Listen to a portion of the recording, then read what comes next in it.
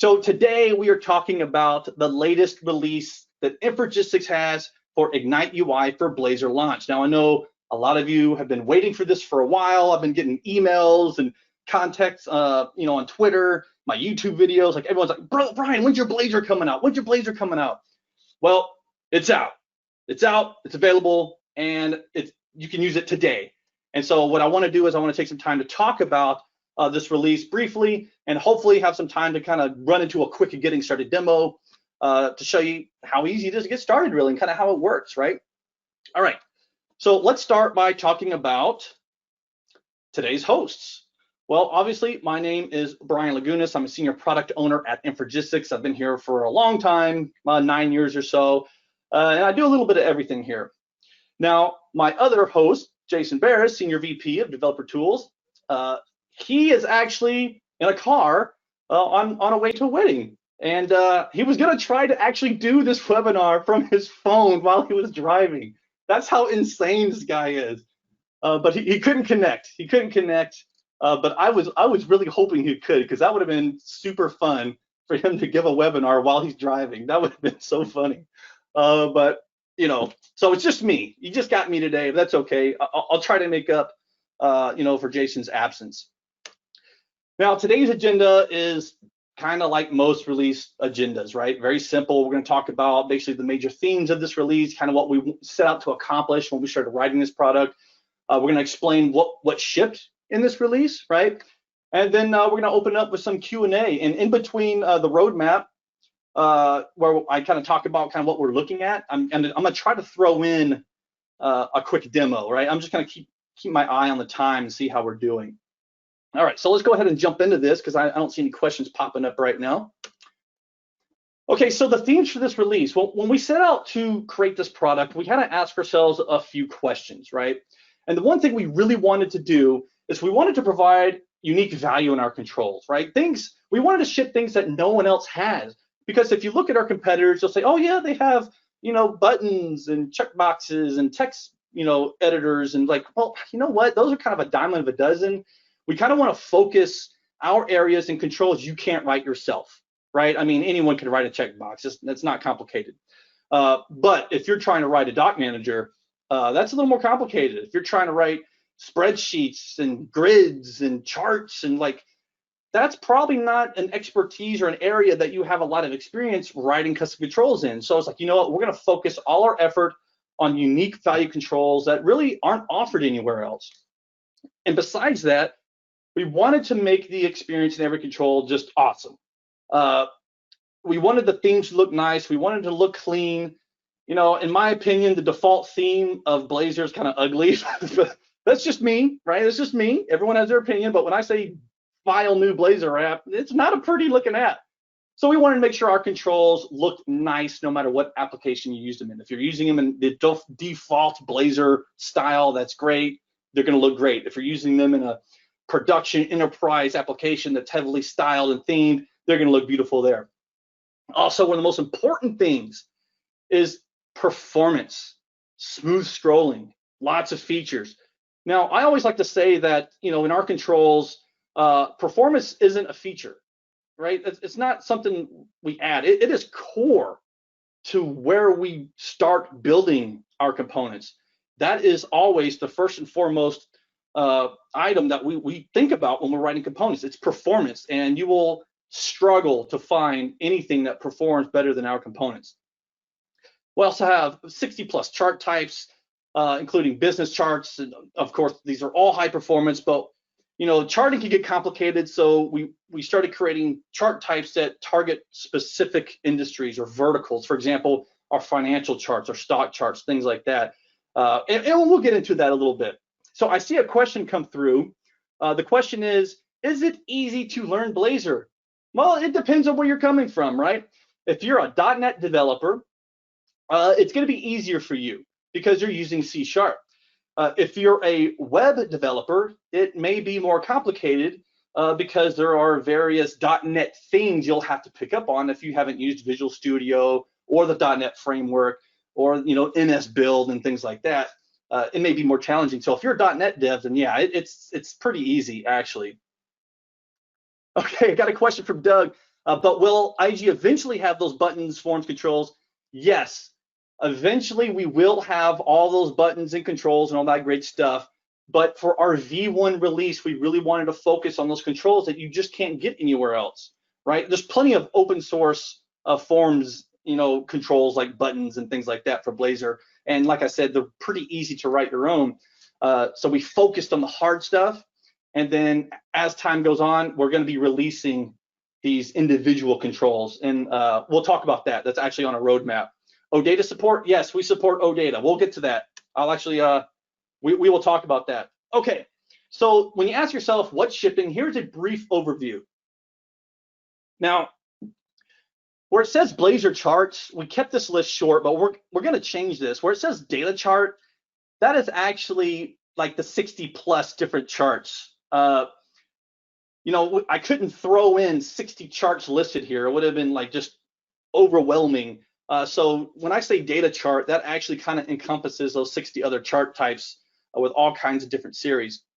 But we have the financial chart, category chart, pie chart, donut chart, sparkline, stock charts. Now, Doc Manager. This is a special one. Doc Manager is pretty freaking awesome. But you see that asterisk, that little star, the little sun next to it? It means we couldn't quite release it yet, okay? But I'm gonna show you how to kind of use a Doc Manager for Blazor, but it won't be our native Doc Manager, but it's coming, okay? It's coming. We just couldn't finish it in time. Obviously, our data grid, which we'll spend some time on, maps.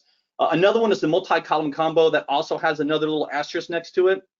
This one here, this is another control we didn't quite finish, but it's pretty good. It's still a little not complete, but it's in a preview state right now. And then we have things like, your tree map, some zoom sliders, bullet graph, linear graph, gauge, linear gauge, radial gauge. As you can see, looking at these controls, these are not controls you want to write your own, right? These are not simple controls by any means of the imagination. So that's why you don't see those buttons and those little check boxes and stuff like that, date picker, right? The novel stuff. But let's go ahead and get into the good stuff. I'm going to show you how these kind of work. I see another question come through.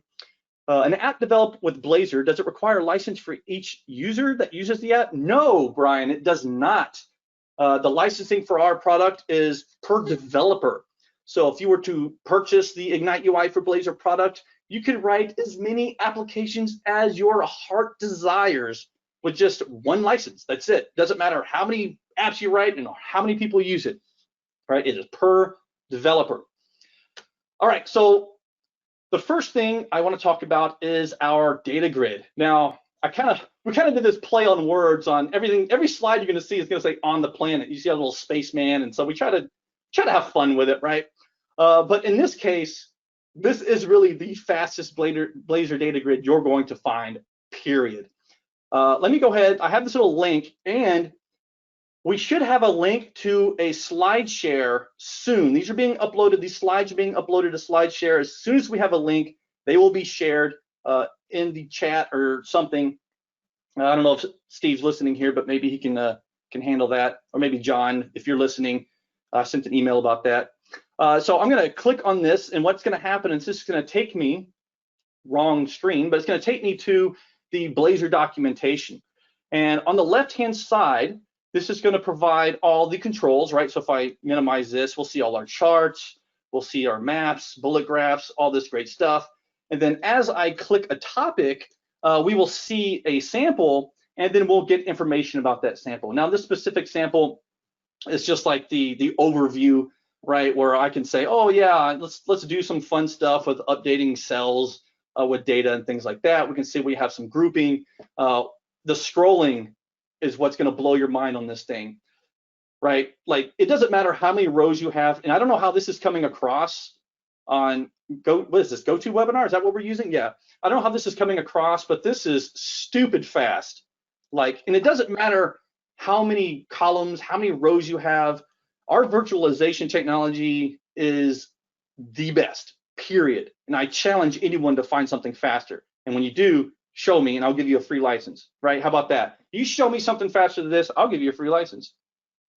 Okay, so some of the features that come with this data grid are things like, okay, look, as I scroll over a header, you can see that we have this little 3-dot menu, this overflow menu. Well, we can see we can have the ability to group, sort, ascend, descend, turn off sorting. We can move the columns left or right. We can pin the column to the left, pin the column to the right. We can do filtering, searching, Excel style filtering, all this great stuff right from this dialog, okay? And this gives your end users a great experience. Also, you can do all this stuff like moving columns. I can just grab a column and move it around. Of course, you can do your resizing. Excuse me, doesn't matter. What I also want to show is our editing capabilities. Now, editing is pretty freaking cool, excuse me, because we do something that I don't know if anyone else does. And so let me back up a little bit. Let's just start with editing in general. So right now we have cell editing. You enter editing mode by either double clicking, right? Or I can hit enter. You just start typing. I could hit enter or F2, and all my tabs work, right? Shift tab goes back, tab goes forward. You can see the editors. We have a numeric editor, date time editor here, where I can actually drop down and select a new date. We have multi-cell selection, all this great stuff. But what's cool about our editing is we have different editing modes, right? So you're used to like just, oh yeah, I'm gonna double click, I'm gonna edit, I'll double click somewhere else, I'll edit, right? I'm doing all this cool stuff. But that immediately commits that change to the underlying data source. But what if you wanted to do batch editing, right? What if you wanted to make a whole bunch of changes, but you didn't want to commit them all at once? You didn't want to commit them individually. You wanted to commit them all at once.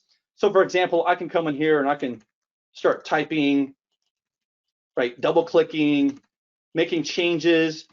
I don't know if you can tell yet, but there is a slight change in color here, right? It's the changes that I've made are being represented as a light kind of italicized text. Okay, let me try to get this more in view here. I don't know how well it's coming across GoToWebinar, but what this is telling you is that, hey, you've made changes to this grid and they haven't been committed yet. So you can commit them using our API. So if I hit commit, now all of those changes are committed to the data source at once. This is very important in the web because you don't want a very chatty application, right? When you make changes, you might want to send them across the wire all at once instead of having a chat, like a very chatty app going back and forth, making all these updates every time I edit something. Now, what's also cool is if I start making these changes again, whoops, I'm just making more changes. We also have a built-in undo redo framework for cell batch editing. Because you haven't committed these changes yet, we can actually undo those changes, or we can redo those changes. Everything can be undo, redo until you actually commit the value by calling the commit function. Okay, so as long as you haven't committed it to the data source, if you're using batch editing, you can undo and redo until your heart's content. Have at it, right? Once again, selection is kind of a built-in thing. Multiple row, we have all these different selection modes: single cell, single row, multiple cell, multiple row, range cell. I mean, it's selection. I mean, how detailed can you get with selection? It's gonna work exactly how you want it, and we have different options that allow you to control how that selection behaves depending on the requirements of your application. Maybe in your application, you're only allowing one cell to be selected at a time, right? Maybe that's your requirement. Maybe you're only allowing a row to be selected, right? And I can't select multiple rows or anything like that. Like this is what it is, right? And so, okay, it says, can you show the code behind, please? Well, the code behind, yeah. So you mean for the editing? Let me go back to the editing. I think you meant the editing for this right here. So for example, commit edits. Can you see that okay? So you'll get the data grid reference and you will just call commit edits on the data grid. Pretty easy, right? You want to undo and redo? No problem. Just call undo, call redo. You're done, right? Makes it easy. Do you have anything that leverages Microsoft SQL system version tables that allows exploring the history of changes? We don't have anything like that built in. build, that is something you could use our grid to visualize. All our grid is visualize this data, right? That's all we do. So we're not going to try to do anything super special with trying to interpret data or anything like that. You're going to give the data you want to display to the grid, to edit it, to commit the values, and then you'll control sending that information back to your data source. Okay, what else do we got here? Does this support MVVM, Microsoft Computing Toolkit MVVM? Okay, so yes, it supports data binding. Like if you set your data source, it's binding to a data source properties. The thing about Blazor is MVVM really isn't a thing in Blazor. Blazor is probably closer to MVU, model view update. So in my opinion, MVVM makes no sense for a Blazor application. It's not a thing.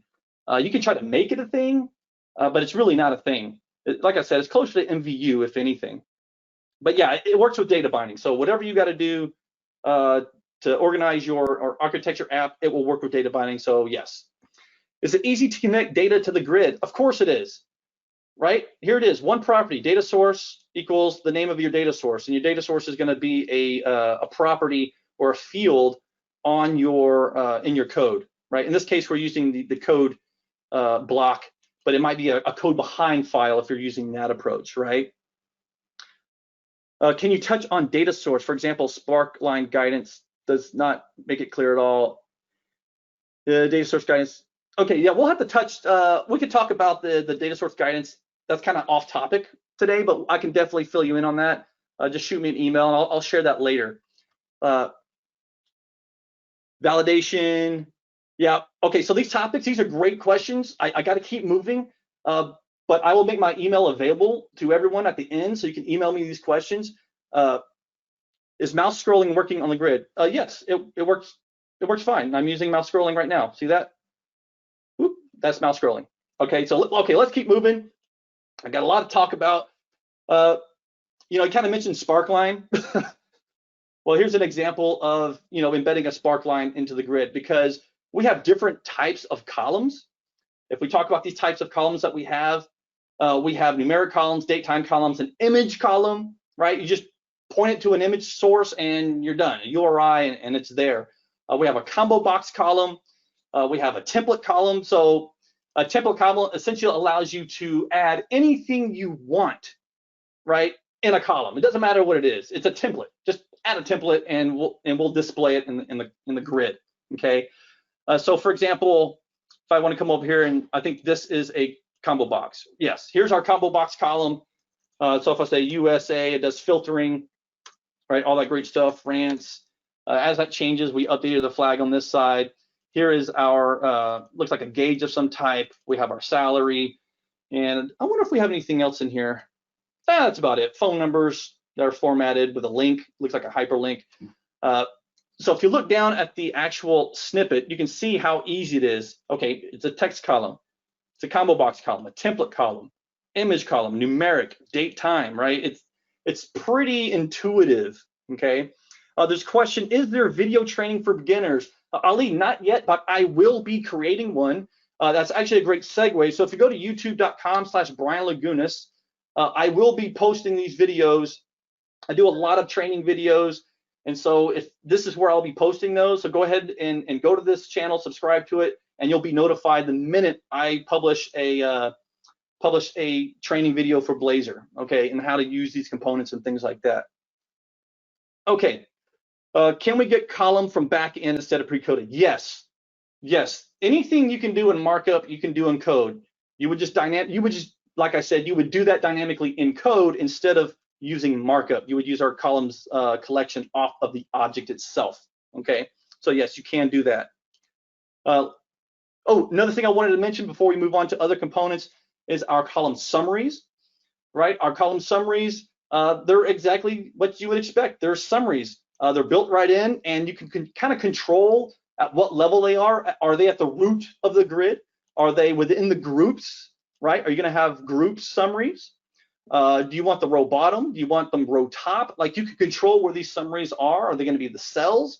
You kind of choose where these, you know, show up. You want them in both? It doesn't matter. You control it, and it's pretty flexible. And you can do custom summaries as well. Question here: is there any way to know all the properties available for the controls? You mean like API documentation? Well, I don't know if we have those out yet. I know we're working on them, and also IntelliSense will give you a pretty good idea. Actually, for example, here, let me open up, do I have a sample I can kind of, so for example, so Blazor is .NET, right? Blazor's .NET. So as long as you have access to that object, say data grid, I can hit F12 as soon as this loads, and it will take me to all the properties in Visual Studio, right? So here's all the properties. So while we don't necessarily have the API docs completed yet, because we just released this, you can still get to all the APIs you need by hitting F12 on the object in code in Visual Studio. Okay, so you're not blocked from that. Pretty cool, right? Okay. Column types page code snippet shows a JS function updating address. Ooh, does it? Where's that at? That might be a typo on our part. We have so many different platforms in Ignite UI, Angular, React, JavaScript, web components, Blazor. Someone could have got confused. Column types page. Okay, Bill says go to column types page. And we're going to go down, scroll down, scroll down. Looking. Oh, yes, that is probably just a typo. That's probably it's probably a mistake there. Okay, Doug says it's easy to cause memory leaks with a Blazor page if you're not careful. I'm sure it's obvious, but the controls, you don't have to worry about memory leaks with our components. All of our components are built to be used in production applications. You got to keep in mind, some of the applications built with our controls would blow your mind. For example, 90% of the 911 software in the United States is built with Infragistics. Let that sink in for a minute.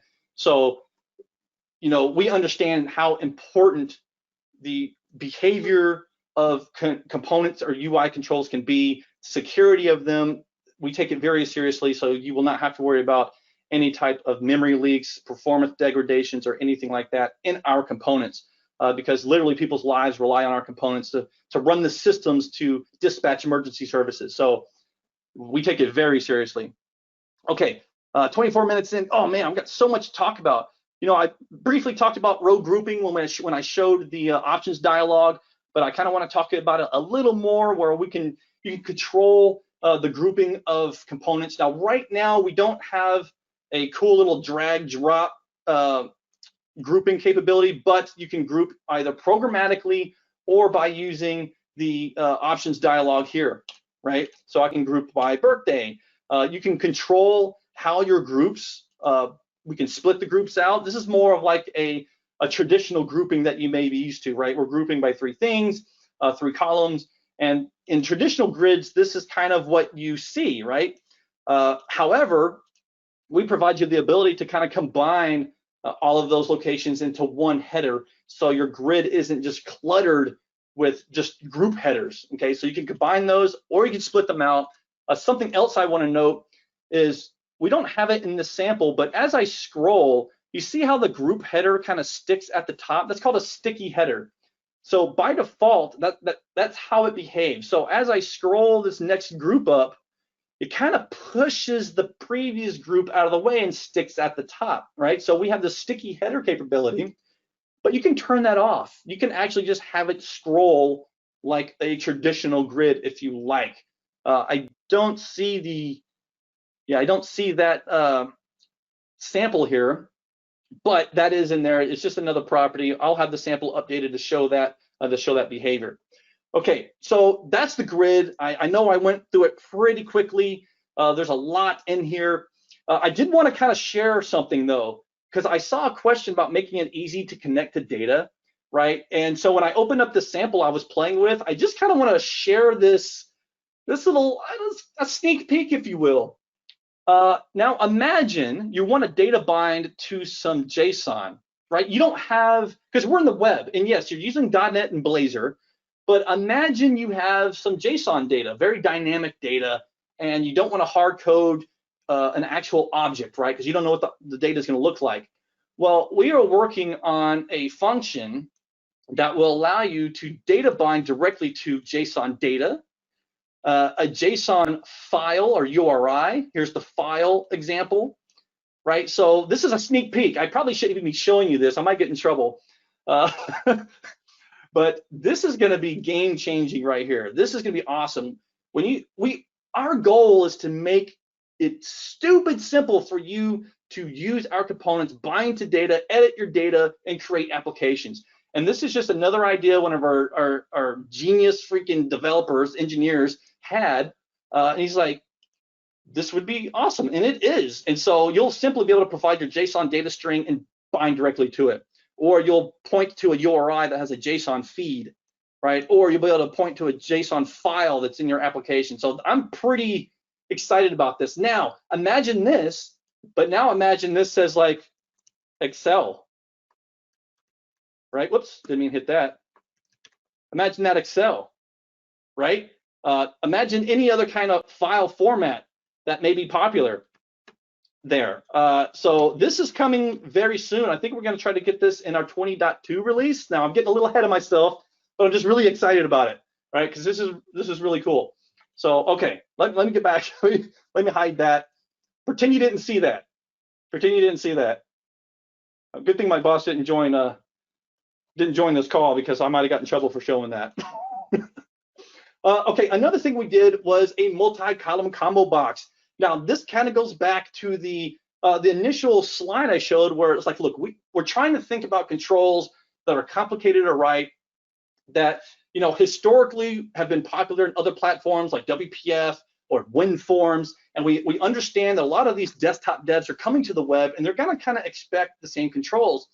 And so when we started thinking about writing a combo box component, we're like, wait a minute, a combo box is really easy to write, but a multi-column combo box where you have a grid embedded inside of a combo box, that's a different story altogether, right? So we went ahead and created the only Blazor multi-column combo box component.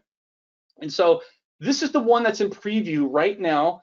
It didn't have enough features for me to be happy with it to call it RTM, but on the 20.2 release in November, this will be RTM.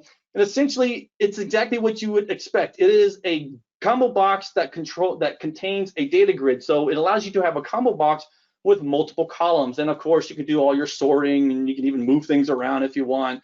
I don't know why you would do that, but you can do it, right? It's possible. Another thing that this allows you to do is search. So I can say, like Afghanistan, and it's going to do like a suggestion append. Albania, my keyboard works, everything works here. It's a combo box, but it allows you to have multiple columns, okay? And this is our data grid. So all the features that you saw on the data grid, you could technically kind of implement here. We're gonna pull back some of those features because a lot of it doesn't make sense. For example, I don't know if you are gonna wanna have summaries in a combo box, but we can turn features on as we get requested, right? And so this is a really cool feature that we're shipping. I'm really excited about it. And in November, it's going to be even better. Okay. Okay, back to the slides. Whoops. Here. Okay. I had a question come in. One of the issues we faced with Blazor was to come up with a consistent UI that was different than the Blazor default app, right? Can you help with that? Well, yeah. I mean, yeah, we can help with that. What kind of help are you looking for? Email me. We'll help. No problem. Is it possible to drag a cell within the same row or other rows and capture the event of its origin object? Carl, I'm not sure I understand that question so much. Drag a cell within the same row. We might have to take that offline. I don't understand that one. Ali asked, do I need to know coding to develop application using Blazor? Yes. Yes, you do. You need to know coding to write a Blazor application. Okay. Are there different themes for Blazor UI? So right now we have one theme, but we are creating more themes. We're actually on our backlog is a theming engine. So if you've ever seen here, let me jump back just a little bit. If you've ever seen our Angular product, for example, this is kind of give you an idea. Whoops, that's not where I wanted to go. This will give you an idea of what we're working on for Ignite UI for Blazor, right? So you see this little change theme button right here? Well, we're going to create a framework like this for Blazor. So you'll be able to change the theme, say for Indigo Dark, of the components, even in the sample browser itself. So we're going to make it really easy for you to do that.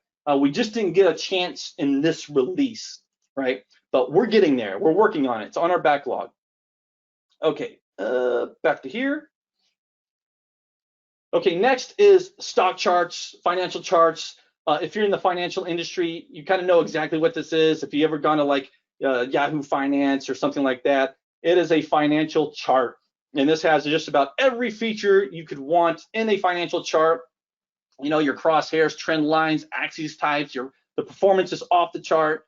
Of course, we handle high performance data, real-time data, you name it, we can do it, and it's ridiculously fast, okay? Now, this is 1.1 million data points we just loaded. I don't know if you realize that. That was 1.1 million data points. And look how this thing reacts and performs. The responsiveness is just amazing. I can use my mouse wheel to zoom in, use my mouse wheel to zoom out. I can use the zoom slider at the bottom, back and forth. Not only that, we have our indicators we can add, like Bollinger Bands. I want to add I don't know, cubic fit sounds good. Or maybe I can change from my line to like bars, and I can zoom in and see these bars, right? I mean, this is exactly what any financial app developer will use, and it's just plug and play. And it's one line of code. Literally, you define a financial chart, give us your data source, and you get all of this for free. All of it. It just works, right? Now, of course, you can customize it to fit your needs. You know, do custom annotations, do custom axis type, like do whatever you want, multiple different stocks, like it doesn't matter. But getting started is just assign your data source and you're done, right? Okay, next up, I'm trying to leave some time for a quick demo. See, that was a stock chart. Next up is the Blazor chart. Okay, so let's go to our Blazor chart here. Now, the Blazor chart right now is called the data chart right here, okay? Actually, we're showing real-time data in this example here. So the Blazor real-time data, I actually put the wrong link on that one. This is just showing the real-time data, how I can, I don't know, put 50,000 data points on here and have it. That's hard to see, but I'll scroll in and you can see it moving. But look how smooth that is. That's ridiculous, right? That's 50,000 data points being fed in real time of an interval of 0.01 seconds, right? What's that, 100 milliseconds? That is really fast. And as I zoom in, we get, oh my, I can't even see that. I got to zoom back out. Zoom back out. That hurt my eyes. That's too fast, right? So that's what that was showing. The capabilities, the real-time capabilities of our charts. And this is a Blazor application. This is not a desktop app, right? But look at the performance you get. It's the same as if it was a desktop app. I mean, that's how crazy these things perform. Are these demos using Blazor Server or WebAssembly? These are using WebAssembly. So the samples you were seeing right now, this little block right here, this is a WebAssembly client-side Blazor sample. And keep in mind that every time we click another sample, like this is the category chart, right? So let's say in annotations, this is loading Blazor WebAssembly, right? Every time. That's how fast our components perform. Historically, Blazor WebAssembly is much slower than server-side Blazor, but you wouldn't know that by using our components because they're going to perform the same because we put so much effort into that, right? Okay, back to my slides. Another thing we have is we have the only tree map for Blazor, period. No one else has this component. Once again, this goes back to that first slide. We want unique components that are hard to write, that there's a need for, and we're going to focus on those first, right? So this is exactly what this is. It is a tree map. Now, maybe you don't use a tree map in your application, and that's okay, but if you ever need one, it is here. You can drill into your information. whatever you want, split it vertically, striped horizontally, sliced vertically, sliced horizontally. You want to squarify it. Doesn't matter. This tree map is awesome. If you have a chance, go play with it. You may actually find a need for it now that you see it. Maybe you've never seen a tree map before. This might be the first time you've ever seen one, right? Like, holy crap, what is that? Yeah, check this out. You may actually be able to use it and provide a new visualization to your end users that they haven't seen before, but makes a lot of sense, right? Okay, next up is the fastest geospatial map, period. Now, mapping is complex. In general, mapping is complex. However, with our Blazor map component, we make it as simple as possible for you to basically implement anything you need on your maps. And we provide different types of what's the word? I'm like imagery. So we support things like shape files. You can bind a JSON data. You can have a data model. We have Esri imagery, OSM, OpenStreetMaps imagery, multiple different sources. For example, here's a sample right here where you can bind to multiple data sources, right? One is drawing the lines, one is drawing the dots. You can navigate the map content. You have scatter area series. I mean, this is really powerful mapping component. These area series and contour series are pretty cool. You might see a lot of this on like weather maps. You know, I don't know if you're mapping is a very unique component for a very unique application. But if you're writing the next great Fitbit application, you might want to check out our maps component, right? So when you get time, go check this out. Maybe you can check out the proportional series, for example. I mean, this is pretty cool. Based on density of data, the circles are bigger as you drill in. Everything zooms in, keeps proportion, right? I mean, I think it's cool. All right, now this is a good one. This is one of my favorite right here. A doc manager, a Blazor doc manager. Okay, let that sink in just for a minute. This is the first and only Blazor doc manager on the planet right now. However, that comes with a little asterisk, meaning, well, we couldn't quite finish the native Blazor doc manager API for V1. Okay, so that means we had to come up with a workaround. So that workaround, here I'm going to open this up, is this blog post in which I show you how to use our Ignite UI for Web Components doc manager in your Blazor application. Okay, so the step that takes you step by step, creating the project, updating the index, like all this great stuff, setting up the layout, like I go through everything, using JS interop, and then you'll have a doc manager with floating panes, pin panes, all that great stuff. Actually, hold on. Do I have one of these handy? I think I might. Let me see if this is ooh, this might, yes. This might be it. Let me run it just to make sure. Let's see what we have here. This may be exactly what I'm talking about. And just while that loads up, just in case you're wondering, in the blog post, yes, it points to the GitHub, the source code right here in the blog post. It points to the source code to get that Blazor doc manager and show you how it's working. And yes, it is. So here it is. Here's the ugly default Blazor, layout, which I can't stand. It's so ugly.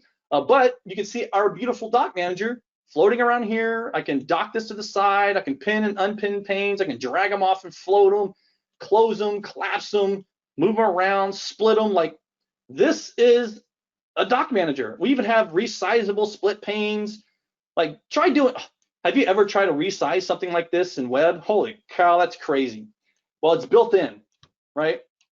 And so this is something you can take advantage of today, right now, in your Blazor applications. How insane is that?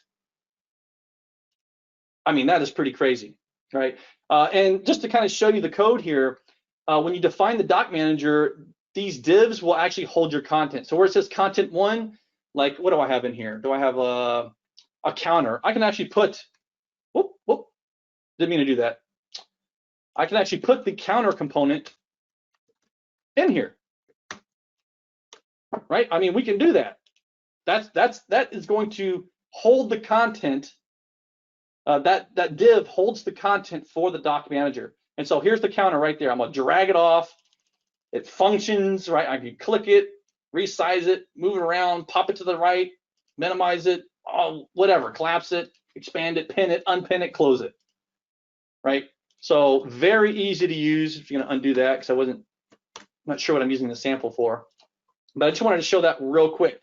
Question, when the native Blazor doc manager be ready? Oh, that's a great question, because I'm gonna start talking about the backlog, next steps. What are we doing next?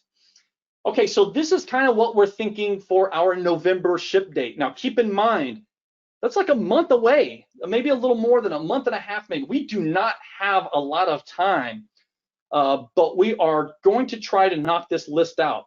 Obviously, .NET 5 is coming out in November. We want to make sure that we are up to date with .NET 5 and all the goodness it's bringing. Of course, .NET 5 only applies to Blazor Server. Blazor WebAssembly is not .NET 5 at this moment. It uses .NET Standard, so Blazor Server will receive the .NET 5 updates. We want to ship our Excel library and our spreadsheet component.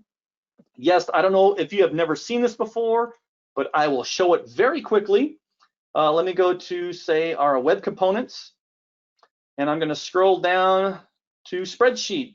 We actually have a spreadsheet component. That is Microsoft Excel spreadsheet. Yes, it even supports charts and everything. So for example, I can go to the chart here, and you'll see charts inside of the spreadsheet. And if we update numbers, it will update the charts. I mean, this is a legitimate spreadsheet component. This will be coming to Blazor, okay? We have some updates we're making to the data grid. So, you know, we have cell editing and cell batch editing, but we're going to have row editing and row batch editing to where it is specific to a row. So when you go to edit mode, you're going to be editing a row at a time. It's more of a visual indicator. It just depends on the type of application you're writing, depending on, you know, which one you choose, cell editing or row editing. Cell merging, and of course, once we have our Excel library in there, we can add export to Excel with charts. So that will be pretty fun. Obviously, the multi-column combo, it shipped as a preview. We want to actually release that as RTM and just kind of cram in a few more small features I want to get in there. The doc manager, that is definitely something we want to ship RTM in the next month, right? So that, I'm really hoping we get that one done. Really hoping we get that done. As you can see, this is a very aggressive list to do in just a month, but I think we can do it. And this was already kind of brought up, but new themes, new samples for the charts, maps, tree maps, sparklines, gauges. Like, we really want to show off these components. We want to improve our sample browser. We want to improve our documentation, and we want to have a Blazor showcase sample that does not act like or look like a default Blazor app, right? So now this is where we kind of get into some questions. And so I see some coming through. Are the Blazor controls native or just wrappers? Our Blazor controls are wrappers around our web components, right? So here's something to keep in mind, is that native Blazor components are slow. They're just slow, especially with the type of components that we write, which requires manipulation of the DOM. Blazor, you cannot manipulate the DOM with Blazor. You can't do it, right? So in order to achieve the performance that we want, that we desire, we have to use web components instead, and then create a wrapper and do all that work for you, so you don't have to worry about any kind of type of JS interrupt calls, right? We make it seamless to you. But if you're trying to use a native control, prepare to be in pain, because those things are going to be really slow, okay? What about basic controls like buttons and text boxes? Yes, Toby, those controls are going to come with our next year, the 21.1 release, right? So we're trying to, this 20.2 is wrapping up this initial release of the product. We're trying to get our doc manager out. We're trying to finish that up. We're trying to get our spreadsheet and button up some grid features. But as soon as we can, which I'm thinking is going to be just after December, because the holidays and everything. We're going to start working on those editors themselves, and you'll have all those individual editors. The thing is they're kind of already there. This is kind of like a little secret. They're kind of already there because we use them in our grid. So as I was editing, you saw that numeric editor, you saw the date time editor, right? You saw a text editor. Technically, the editors are there, but we don't have any unit tests. We don't have any documentation, right? We want to make sure that those controls are ready before you try to use them standalone. So we're not really talking about them, but they're there because we're using them in the grid, right? So they'll be coming very soon. Okay, can you copy a group of rows and columns from an Excel sheet and paste that data into the matching area in the data table? Not yet, but you will be able to. These are all features that are actually on our backlog. So you will be able to do that probably by the 21.1 release. I'm hoping we'll have, once we have Excel and all that put in, that opens up a lot of things that we can do, right? Do I need to install anything? So actually, if you really want to get started with this, just go to our Blazor. Did I not have it? I didn't even put it on here yet. Okay, let me go to samples. Go to our Ignite UI for Blazor product page, right? It's just, can I copy? Is there like a chat on this thing? I don't think so, right? Well, go to the website, go to infragenesis.com, go to Blazor, and you'll hit this download now. What that's going to do, I'm just going to tell you right now because I want to make it as easy as possible, is our Ignite UI Blazor trial is actually on NuGet, igniteui.blazor. Now, here's the trick. It's actually kind of hidden. You see this dash trial? Well, dash trial marks it as like a pre-release, so it hides it from the actual, like, here, let me show you. Let me open up. Is this still my Blazor app? Yes, it is. So if I go to my Solution Explorer and I open up Manage NuGet Package, so check this out. You see this include pre-release right there? You see that little button? Well, if I didn't check that, you would not see this trial. So if I uncheck this, let me just get rid of that, right? You won't see that trial in there. You see how that trial disappeared? It's hidden. So you wouldn't even know it existed unless you click that include pre-release. But it's on NuGet right now. If you wanted to, download the trial, we have documentation that steps you through it. So where am I? Blazor, getting started. It walks you through creating the Blazor app, right? Adding your NuGet package, getting it all started. I wish I had time, but I didn't have enough time to actually walk you through creating a new project and all that stuff today. But it's not that hard. It's just like every other, adding any other component, a Blazor component, very similar steps. So yes, it's on NuGet right now. You can get it, but I recommend clicking the download button because it's going to give you instructions on how to do things. So just go to the website, right? Where was I? Go to the Ignite UI for Blazor product page, hit the download button, and then that's where you'll get a download with instructions and all that great stuff, okay? Questions, let's see. I already have full license for your products. Great, Ali, nice. So yeah, you already have a license. Well then, you may have to actually install to get it installed locally, or actually, since you already have a license, if you go back, you have an Infragistics package source. If you have a license and you've used the installer, you have an Infragistics package source, which will show Ignite UI for Blazor. It's an authenticated feed that if you're a customer, you have access to, and you'll be able to just get it directly right now. And there's actually, if you don't have that NuGet package source, in our documentation, we have an adding the NuGet feed, and it shows you how to add the NuGet package feed, and it's basically this source right here, right? So easy to do if you don't already have it. Okay, what's next? We see, I've missed it, but you guys have a tooltip, especially one that allows HTML within. Not yet, Lance, we don't have a tooltip. And actually, that's not something I've heard requested, but I'm going to write that down as a request. So just a simple tooltip component, that's it? One that takes HTML? Okay. We have had some issues with template column not displaying our templates in server-side applications. Will this be fixed in the next release? Well, you need to let us know about that. I haven't heard about any issues with template column. So if you're having any issues whatsoever, you have to contact support and let us know, and then yes, it will be fixed. Of course it's going to be fixed. If you run into an issue, let us know. We'll fix it. Is there Ignite UI for JavaScript? Yes, there is Ignite UI for JavaScript. If we go back to my web browser here, we actually have Ignite UI for JavaScript, which it has a dependency on jQuery. But this is our JavaScript product here, and it's massive. It's got tons of freaking components in it. So if you don't mind jQuery, yes. Otherwise, just use our web components, because that is HTML and JavaScript. Are you working on a Blazor version of Prism? No, I'm not, because Prism doesn't really make sense for Blazor at all. I haven't been able to identify anything that Prism would need to do for Blazor, but we do have a Prism for Uno that we are releasing. So, and Prism 8 is coming out next week, I think. I think we're targeting Prism 8 for next week, I hope. We'll see. Oh, yes, Richard, the O data. Okay, so let me go back to our sample browser, and I want to show you the O data. So where do we not? Oh, we don't have the sample here.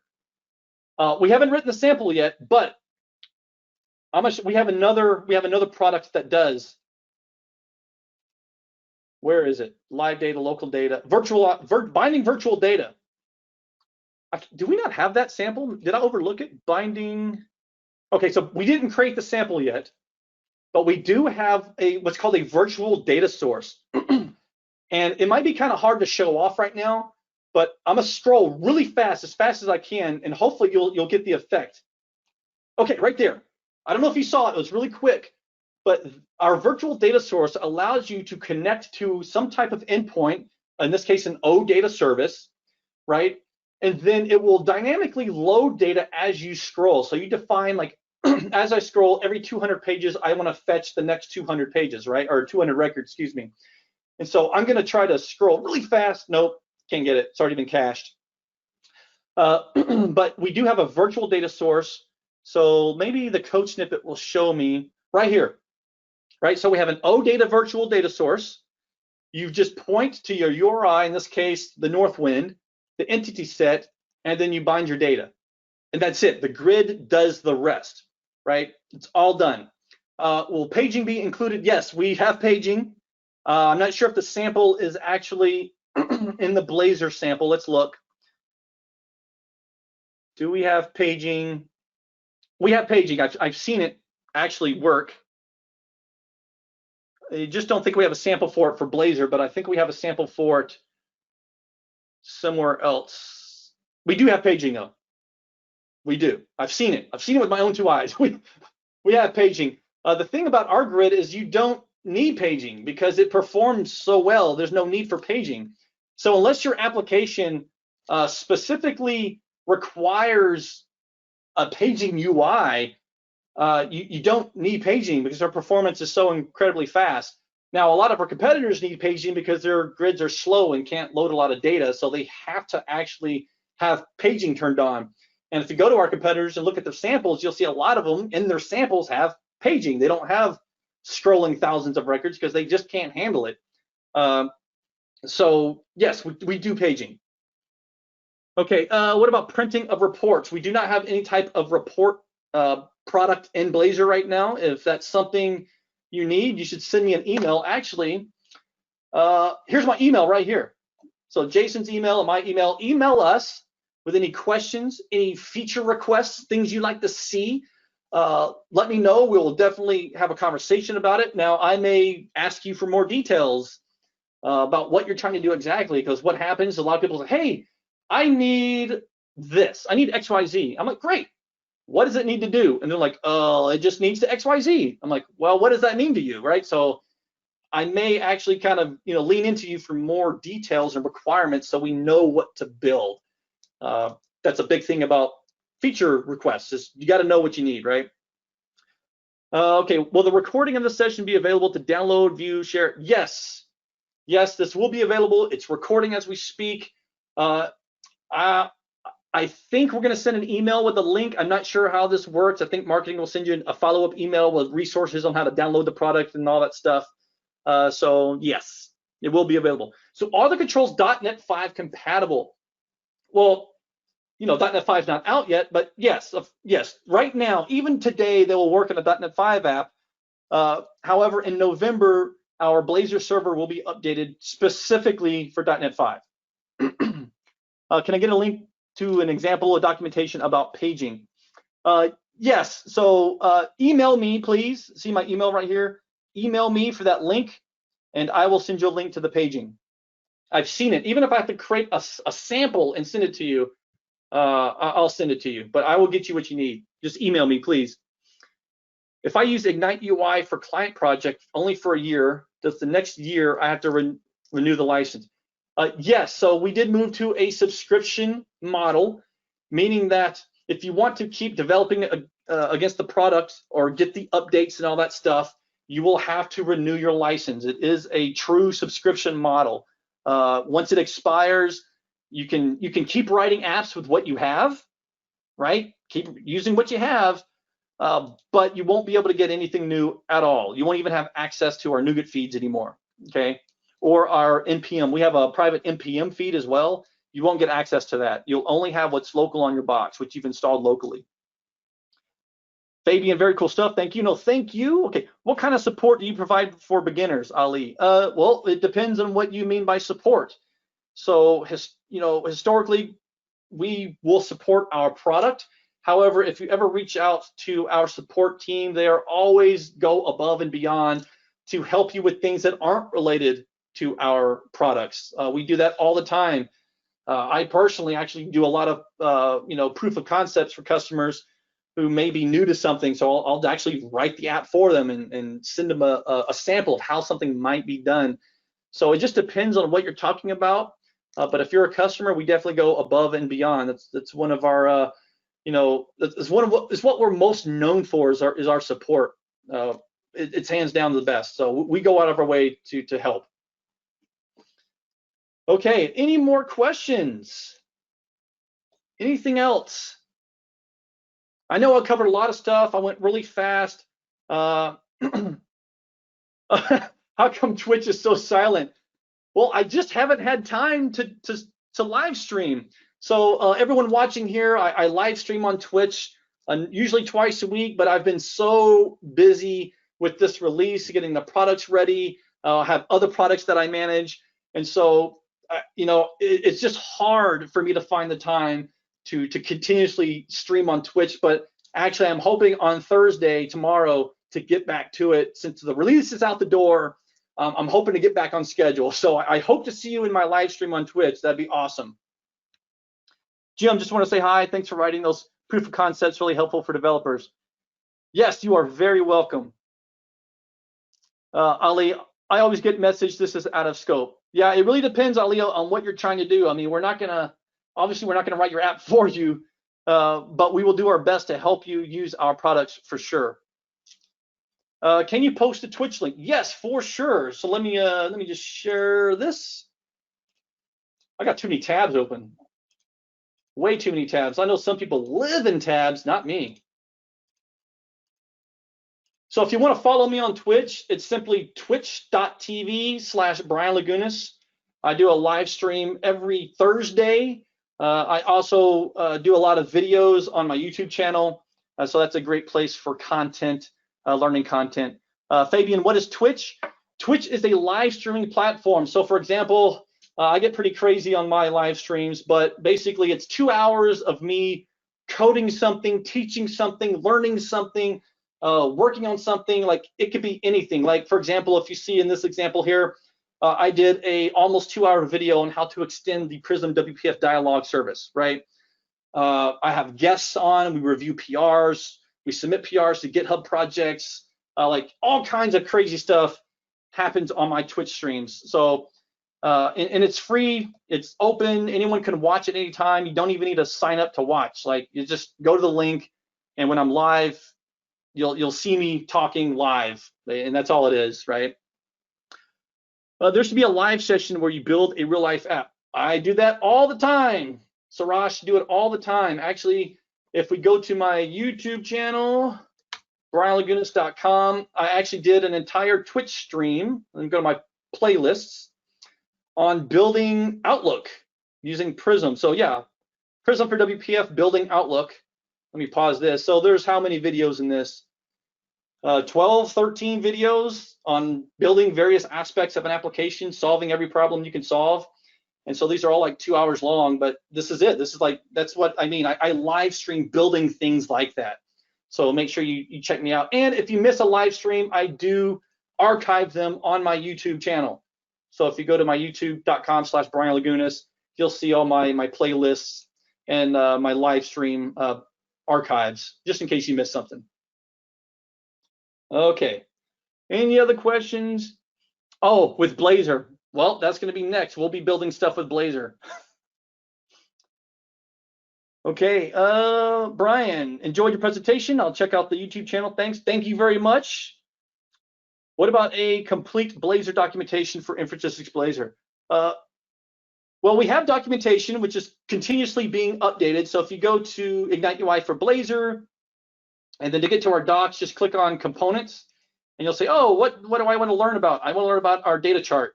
And then these are actually our samples and our documentation. So you'll learn about the category series, financial series, polar, radial, supported axis, right? Like this tells you how to use the control, share some of the API. We have links. Actually, it looks like we do have some API information here after all. Oh, no sample there. Got to fix that. But yeah, so our docs are continuously being updated. So if you have any feedback on the documentation, please email me.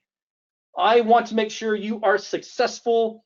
I want to make sure that you're using our product to the best of your ability and that you're not blocked or struggling with anything. So email me, please, anytime. Also, reach out to me on Twitter. I'm very easy to get a hold of. I am here for you. So don't feel like you're being annoying or don't be awkward about it. Please reach out to me. Okay, thanks. I've seen some very good stuff. Although on the data grid filter had some weird results, like Excel items for only those that were already cached. Filter did not show them all. We'll look into that. Definitely look into that. Like Richard, why don't you send me an email on that? Yes, Ali, even you, send me questions. It's perfectly fine. It's okay. I will help you the best I can. All right, everyone. Well, that is all the time. I'm actually 4 minutes over. I'm really sorry for taking up your time. I want to thank you all for joining me today. I know you can spend your time doing anything else right now, and you chose to spend it with me, checking out what we have here at Infragistics, and I really appreciate you all. I love you all, and I cannot wait to see you in the next event that I'm doing, be it Twitch, YouTube, some type of live stream, another webinar. I really appreciate you all. Thanks for joining, and I will see you at the next event. Have a good one, everyone.